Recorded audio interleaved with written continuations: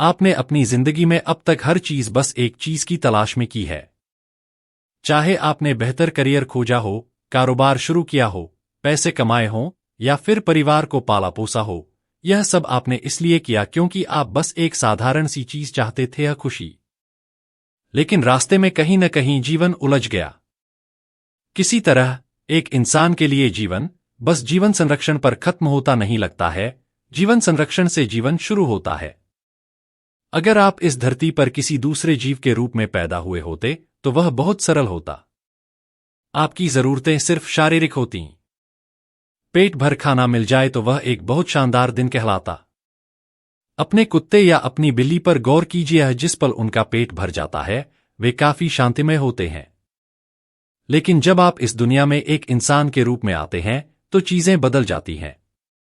खाली पेट की एक ही समस्या है, भूख। लेकिन अगर पेट भरा हुआ हो तो सैकड़ों समस्याएं हैं। जब सवाल हमारे जीवन संरक्षण का होता है तो वह हमारे जीवन का एक बड़ा मुद्दा होता है। लेकिन जिस पल इस मुद्दे का ख्याल रख लिया जाए तो उसके कोई मायने नहीं लगते। किसी कारण से एक इंसान के लिए जीवन बस जीवन संरक्षण पर खत्म नहीं होता है, जीवन संरक्षण से जीवन शुरू होता है। आज लोगों की एक पीढ़ी के रूप में हमारी जीवन संरक्षण प्रक्रिया पहले से कहीं बेहतर नियोजित है। आप एक सुपरमार्केट जाकर अपनी पूरे साल की जरूरतों की चीजें खरीद सकते हैं। आप घर से निकले बिना भी यह काम कर सकते हैं। मानव इतिहास में इससे पहले यह कभी संभव नहीं था। 100 साल पहले जो चीजें राजा महाराजा भी नहीं कर सकते थे, आज आम नागरिक की पहुंच में हैं। हम इस धरती पर रहने वाली अब तक की सबसे आरामदेह पीढ़ी हैं। हमने बाहरी माहौल को ठीक करने के लिए अपनी ओर से बेहतरीन कोशिश की है। अगर हम इसे और ज्यादा ठीक करते हैं तो धरती ही नहीं बचेगी। लेकिन हम निश्चित रूप से यह नहीं कह सकते कि हम अपने पुरखों से ज्यादा खुश, ज्यादा प्रेममय या ज्यादा शांत हैं। ऐसा क्यों है? अगर यह काम नहीं कर रहा है तो क्या यह देखने का समय नहीं है कि क्या गलत है? हम कोई ऐसी चीज करते रहना कैसे जारी रख सकते हैं जिसने 1000 साल से काम नहीं किया है? हम उन योजनाओं के साथ और कितने समय तक जीने वाले हैं जिन्होंने साफ तौर पर अपना वादा पूरा नहीं किया है? नजरिया बदलने के लिए यही समय है। खुशहाली क्या है? एक ही सवाल से शुरू करते हैं, हम खुशहाली किसे मानते हैं? बिल्कुल सीधे तौर पर खुशहाली बस अपने भीतर प्रसन्नता की एक गहरी भावना है। अगर आपका शरीर सुखद महसूस करता है तो हम उसे स्वास्थ्य कहते हैं। अगर वह बहुत सुखद बन जाता है तो हम उसे सुख कहते हैं। अगर आपका मन सुखद बनता है तो हम उसे शांति कहते हैं। अगर वह बहुत सुखद बन जाता है तो हम उसे खुशी कहते हैं। अगर आपकी भावना सुखद बनती है तो हम उसे प्रेम कहते हैं। अगर वह बहुत सुखद बन जाती है तो हम उसे करुणा कहते हैं। अगर आपकी जीवन ऊर्जाएं सुखद बनती हैं तो हम उसे आनंद कहते हैं। अगर वे बहुत सुखद बन जाती हैं तो हम उसे परमानंद कहते हैं। आप पूरा बस यही खोज रहे हैं, भीतर और बाहर की प्रसन्नता। जब प्रसन्नता भीतर होती है तो उसे शांति, आनंद या खुशी कहते हैं। जब आपके चारों ओर का माहौल सुखद बन जाता है तो उसे सफलता का नाम दिया जाता है। अगर आपकी इनमें से किसी में भी रुचि नहीं है और आप स्वर्ग जाना चाहते हैं तो आप क्या खोज रहे हैं? बस दूसरी दुनिया की सफलता? तो मुख्य रूप से सारे मानव अनुभव बदलते स्तरों की प्रसन्नता और अप्रसन्नता से आते हैं। एक शांत समाज और एक आनंदमय दुनिया बनाने के लिए आंतरिक प्रसन्नता एक अचूक बीमा है। लेकिन अपने जीवन में आप कितनी बार पूरे दिन भर आनंद में रहे हैं, बिना एक पल की भी चिंता, बेचैनी, चिढ़ या तनाव के? कितनी बार आप 24 घंटे के लिए निरी प्रसन्नता और पूरे आनंद में रहे हैं? पिछली बार आपके साथ ऐसा कब हुआ था? हैरानी की बात यह है कि इस धरती पर ज्यादातर लोगों के लिए एक दिन भी ठीक वैसा नहीं बीता है जैसा वे चाहते हैं।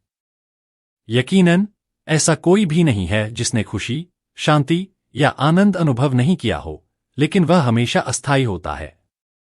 वे उसे कायम नहीं रख पाते। वे वहां पहुंच तो जाते हैं लेकिन फिर गिरते रहते हैं। और उसके गिरने के लिए कोई भीषण चीज होने की जरूरत नहीं है। सबसे साधारण चीजें लोगों को संतुलन से बाहर फेंक देती हैं और बेतरतीब कर देती हैं। यह कुछ ऐसा है। आज आप बाहर जाते हैं और कोई आपसे कहता है कि आप दुनिया के सबसे सुंदर व्यक्ति हैं, आप 7वें आसमान पर तैरने लगते हैं। लेकिन जब आप घर लौटते हैं और घर के लोग आपको बताते हैं कि आप वाकई कौन हैं, हर चीज चकनाचूर हो जाती है। क्या यह जाना पहचाना लगता है? आपको अपने भीतर प्रसन्न रहने की जरूरत क्यों है? जब आप प्रसन्नता की एक आंतरिक अवस्था में होते हैं, तब आप स्वाभाविक रूप से अपने आसपास हर किसी के साथ और हर चीज के साथ मधुर होते हैं। दूसरों के साथ अच्छे होने का निर्देश देने के लिए किसी धर्म ग्रंथ या दर्शन की जरूरत नहीं है। जब आप अपने भीतर अच्छा महसूस कर रहे हों, तो वह उसका स्वाभाविक परिणाम है। एक शांत समाज और एक आनंदमय दुनिया बनाने के लिए आंतरिक प्रसन्नता एक अचूक बीमा है। सिर्फ एक चीज जो आपके और आपकी खुशहाली के बीच खड़ी है, वह एक साधारण सच्चाई है। आपने अपने विचारों और भावनाओं को भीतर के बजाय बाहर से निर्देश लेने देते हैं।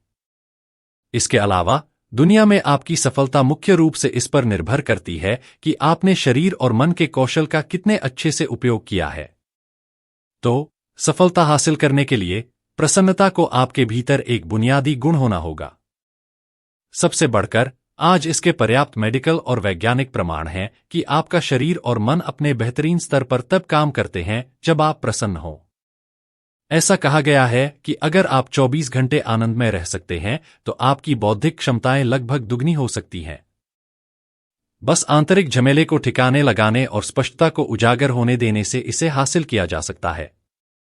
अब वह जीवन ऊर्जा जिसे आप मैं कहते हैं, वह कभी बहुत प्रसन्न रहती है, कभी दुखी, कभी शांत और कभी बेचैन रहती है। वही जीवन ऊर्जा उन सब अवस्थाओं में हो सकती है। तो अगर आपके पास एक विकल्प होता कि आपकी जीवन ऊर्जा किस तरह की अभिव्यक्ति पाए, तो आप क्या चुनते? आनंद या क्लेश? प्रसन्नता या अप्रसन्नता? इसका उत्तर स्पष्ट है। इंसान के बीच तरीके बदल सकते हैं, लेकिन चाहे आप पैसा कमाने की कोशिश कर रहे हों, शराब पी रहे हों या स्वर्ग जाने की कोशिश कर रहे हों, खुशी ही एकमात्र लक्ष्य है। तो कुछ लोग सोचते हैं कि यह शराब में है, जबकि दूसरे सोचते हैं कि यह ईश्वर में है, लेकिन हर कोई खुशी ही खोज रहा है। सिर्फ एक चीज जो आपके और आपकी खुशहाली के बीच खड़ी है, वह एक साधारण सच्चाई है। आपने अपने विचारों और भावनाओं को भीतर के बजाय बाहर से निर्देश लेने दिया है। अपने सपने को वैसा बनाइए जैसा आप चाहते हैं। किसी दिन एक महिला सोने गई। नींद में उसे एक सपना आया। उसने एक बहुत हृष्ट-पुष्ट आदमी को अपनी ओर घूरते पाया। फिर वह पास आने लगा और पास आया और पास। वह इतना पास था कि वह उसकी सांसों को महसूस कर सकती थी। वह सिहर उठी, डर से नहीं। फिर उसने पूछा, तुम मेरे साथ क्या करोगे? आदमी बोला, वैसे मैडम, यह आपका सपना है। हमें यह समझने की जरूरत है कि जब तक हम सही चीजें नहीं करते, तब तक हमारे साथ सही चीजें नहीं होंगी। यह सिर्फ बाहरी दुनिया के साथ सच नहीं है, बल्कि भीतरी दुनिया के साथ भी सच है। आपके दिमाग में जो चल रहा है वह आपका सपना है। कम से कम आपके सपने को तो आपके मन मुताबिक होना चाहिए, क्या नहीं होना चाहिए? अगर दुनिया आपके मन मुताबिक नहीं भी चलती है, तो कम से कम आपके विचारों और भावनाओं को तो वैसे चलना चाहिए जैसे आप चाहते हैं। अभी ये आपसे निर्देश नहीं ले रहे हैं, क्योंकि आप पूरी मानवीय प्रणाली को संयोग से संभाल रहे हैं। मानवीय प्रणाली धरती पर सबसे परिष्कृत भौतिक रूप है। आप टेक्नोलॉजी की सबसे शानदार मिसाल हैं, लेकिन समस्या यह है कि आप नहीं जानते कि कीबोर्ड कहाँ है। परिणाम स्वरूप एक सरल जीवन प्रक्रिया मानवता को परेशान कर रही है। बस आजीविका कमाना, बच्चे पैदा करना, परिवार को चलाना और फिर एक दिन मर जाना कितनी बड़ी चुनौती है। यह कितने अचरज की बात है कि जो चीज हर कीड़ा, कीट, पशु, पक्षी बड़ी सहजता से करता है, बस उसे करने में इंसान कितना संघर्ष करते हैं। सीधे सीधे कहें तो हमारा आंतरिक पर्यावरण एक झमेला है। किसी तरह हम सोचते हैं कि बाहरी हालात को ठीक करने से भीतर की हर चीज ठीक हो जाएगी। लेकिन ये पिछले 150 साल प्रमाण है कि टेक्नोलॉजी हमारे लिए सिर्फ आराम और सुविधाएं लाएगी, खुशहाली नहीं। हमें यह समझने की जरूरत है कि जब तक हम सही चीजें नहीं करते तब तक हमारे साथ सही चीजें नहीं होंगी। यह सिर्फ बाहरी दुनिया के साथ सच नहीं है, बल्कि भीतरी दुनिया के साथ भी है। खुद को मूर्ख मत बनाएं। किसी दिन एक बैल और एक तीतर खेत में थे। बैल घास चर रहा था और तीतर बैल के शरीर पर चिपकी किन्नी खा रहा था। एक बढ़िया साझेदारी। खेत के किनारे पर एक बड़े पेड़ को देखकर तीतर ने कहा, एक समय था जब मैं उस पेड़ की सबसे ऊंची डाल तक उड़ सकता था। अब मेरे पंख में इतनी ताकत भी नहीं है कि मैं पहली डाल तक पहुंच सकूं। बैल ने निर्लिप्त भाव से कहा, हर दिन बस मेरा थोड़ा गोबर खाओ और फिर देखो कि क्या होता है। 2 सप्ताह में ही तुम सबसे ऊपर पहुंच जाओगे। तीतर ने कहा, अरे छोड़ो भी, यह कैसी बकवास है। ये बेकार की बात है। बैल ने कहा, आजमा कर देखो। पूरी मानवता इसी के बल पर है। बहुत हिचकते हुए तीतर ने गोबर खाना शुरू किया और पहले ही दिन वह पहली डाल तक पहुंच गया। एक पखवाड़े में वह सबसे ऊंची डाल तक पहुंच गया था। वह वहां बैठकर बस दृश्य का आनंद लेने लगा। एक बूढ़ा किसान अपनी झूलने वाली कुर्सी पर झूल रहा था। उसने इस मोटे बूढ़े तीतर को देखा, अपनी बंदूक निकाली और तीतर को मारकर गिरा दिया। कहानी की सीख, मूर्खतापूर्ण चीजें, बुलशिट, आपको ऊंचाई पर ले जा तो सकती है, लेकिन वे कभी आपको वहां टिकने नहीं देती। आप खुद को हर किस्म की व्यर्थ की भावनात्मक अवस्थाओं में ले जा सकते हैं। आप खुद के लिए किसी तरह कुछ खुशहाली जुटा सकते हैं, लेकिन समस्या यह है कि यह टिकती नहीं है। मौसम इसे नीचे ला सकता है।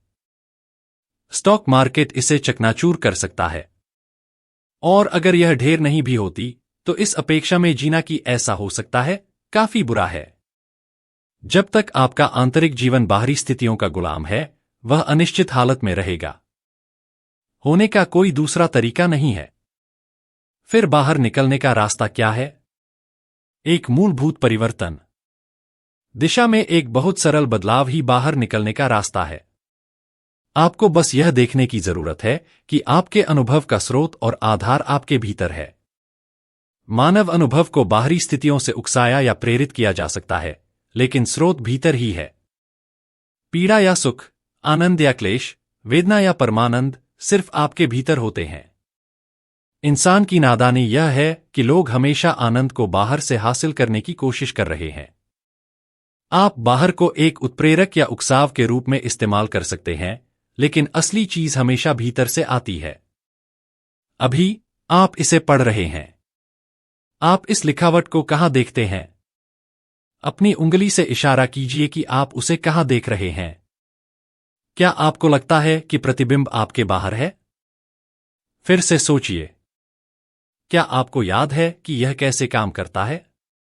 वस्तु पर प्रकाश गिर रहा है, परावर्तित हो रहा है, आपकी आंखों के लेंस से अंदर जा रहा है और आपकी रेटिना पर एक उल्टी छवि बना रहा है। आप पूरी कहानी जानते हैं।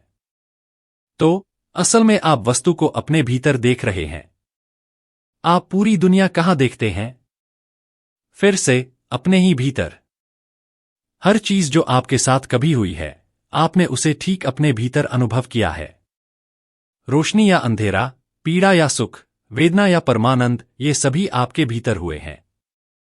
अगर कोई अभी आपका हाथ छूता है, आपको लग सकता है कि आप उसके हाथ को अनुभव कर रहे हैं, लेकिन सच्चाई यह है कि आप अपने ही हाथ में उस संवेदना को अनुभव कर रहे हैं। पूरा अनुभव भीतर सीमित है।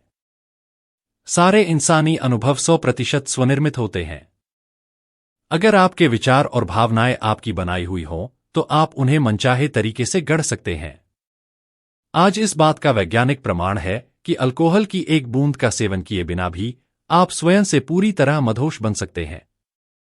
एक इजरायल के वैज्ञानिक राफेल मैकोलम और उसके शोध दल ने एक परियोजना शुरू की, जिसमें आखिरकार मानव सिस्टम में एक आनंद अणु को पृथक किया गया।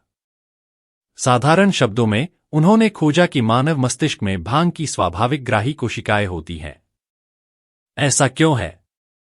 उन्होंने पाया कि ऐसा इसलिए है क्योंकि शरीर स्वयं का मादक पदार्थ बनाने में सक्षम है। बिना किसी बाहरी उत्प्रेरक के यह अपना ही आनंद पैदा कर सकता है, और वह भी बिना किसी खुमारी के। संस्कृत शब्द आनंद के आधार पर इस विशेष केमिकल को आनंदामाइड नाम दिया गया है। इससे हम निष्कर्ष निकाल सकते हैं कि खुशी बस एक खास तरह की केमिस्ट्री, रासायनिकता है। शांति एक दूसरे तरह की केमिस्ट्री है। असल में हमारे द्वारा अनुभव की गई हर किस्म की प्रसन्नता के लिए, चाहे वह शांति या आनंद या परमानंद हो, एक खास किस्म की केमिस्ट्री है। योग प्रणाली को यह हमेशा से पता था। आंतरिक खुशहाली के लिए, आनंदमय अस्तित्व के लिए एक केमिकल आधार पैदा करने के लिए एक टेक्नोलॉजी मौजूद है। मैं जिसे इनर इंजीनियरिंग कहता हूं, यह उसका एक आयाम है। अगर आप जागरूक हैं तो आप अपने सिस्टम को इस तरह सक्रिय कर सकते हैं कि साधारण सांस लेना ही जबरदस्त सुख होता है। इसके लिए बस आंतरिक प्रणाली पर थोड़ा ध्यान देने का इच्छुक होना होगा। समझ में इस बुनियादी बदलाव को लाना होगा। क्लेश से बाहर आने का तरीका मत खोजिए। पीड़ा से बाहर निकलने का रास्ता मत खोजिए। सिर्फ एक ही रास्ता है और वह भीतर है।